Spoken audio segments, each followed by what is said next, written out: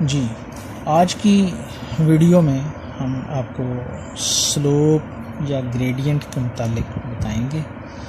ये second year का जो मैथमेटिक्स है उसके चैप्टर नंबर 4 में इसका यूजेज है और 10th क्लास में भी गालिबन कोई चैप्टर है जहाँ पर ये ज्योमेट्री यूज होती है 9 या 10 में, 9th क्लास में गालिबन। तो स्लोप और ग्रेडियंट के मुतालिक आपको बताना है स्लोप क्या चीज़ है। स्लोप को उर्दू में ढलान, ढलवान ये कहा जाता है। तो किसी लाइन ये हमारे पास x axis x dash, y axis y dash, तो ये एक्स एक्सिस है और ये वाई एक्सिस है। इस एक्स एक्सिस और वाई एक्सिस में हमने स्लोप फाइंड आउट करनी है। तो स्लोप फाइंड आउट करने के लिए देखते हैं कि ये स्लोप क्या चीज़ होती है। तो ये एक लाइन है हमारे पास, इस लाइन को हम कह देते हैं कि ये ए बी लाइन है।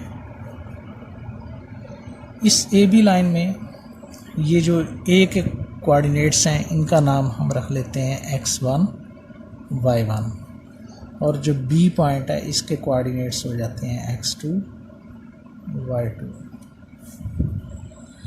तो फिर x1 y1 और x2 y2 यहाँ से अगर हम x एक्सिस के परपेंडिकुलर लाइन बनाएं और वहाँ से B से हम y एक्सिस के पैरेलल लाइन बनाते हुए इसके साथ हम मिलाएं, तो जिस पॉइंट पर ये दोनों लाइंस मिलती हैं इसका नाम हम C रख लेते हैं। तो फिर हम ये देखते हैं कि ये लाइन जो है, ये ए बी लाइन, ये एक्स एक्सिस के साथ जो एंगल बनाती है उस एंगल का नाम है थीटा। तो हम ये कह सकते हैं कि इसकी इंक्लिनेशन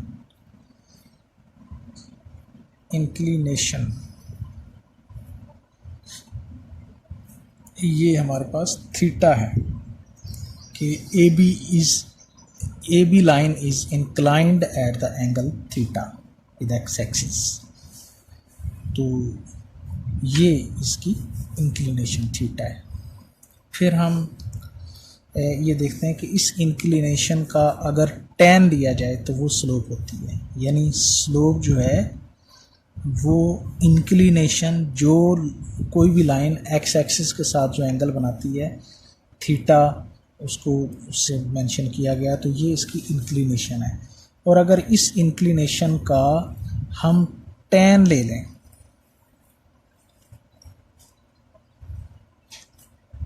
तो ये स्लोप होती है।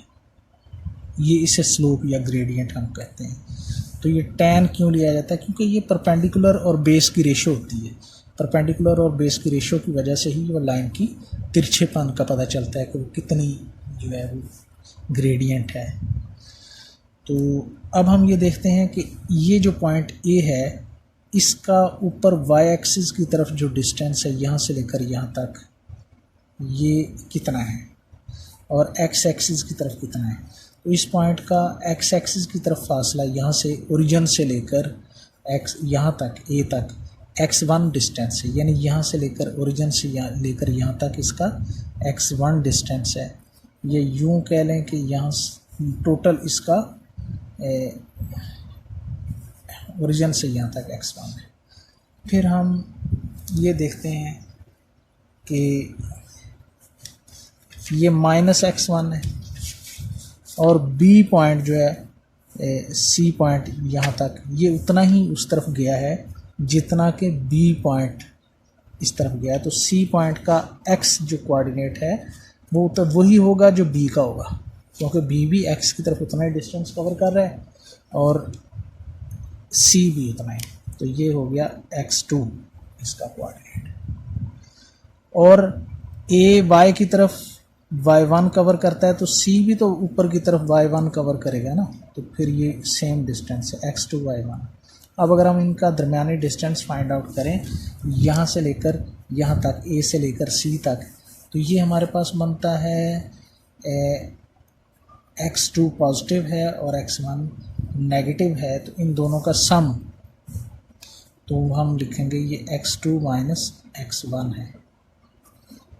ए सी, हम यहाँ पे भी इसको मेंशन करेंगे कि A C is equal to x2 minus x1, और y यहाँ पर बी सी की तरफ अगर जाएं तो हम ये देखते हैं कि टोटल यहाँ से लेकर यहाँ तक फासला जो है, यहाँ से लेकर यहाँ तक डिस्टेंस, ये टोटल डिस्टेंस बनता है हमारे पास y2, क्योंकि b ने यहाँ से लेकर यहाँ तक जो y एक्सिस की डायरेक्शन में जो डिस्टेंस कवर किया वो y2 है, और c का है यहाँ से लेकर यहाँ तक y1, तो ये दरमियानी जो डिस्टेंस है इनका वो BC बनता है, और ये होगा y2 माइनस y1।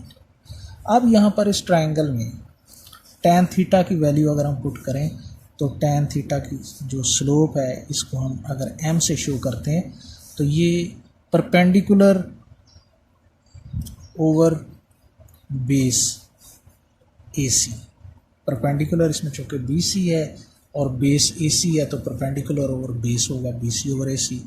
तो m is equal to BC की वैल्यू हमारे पास है y2 माइनस y1,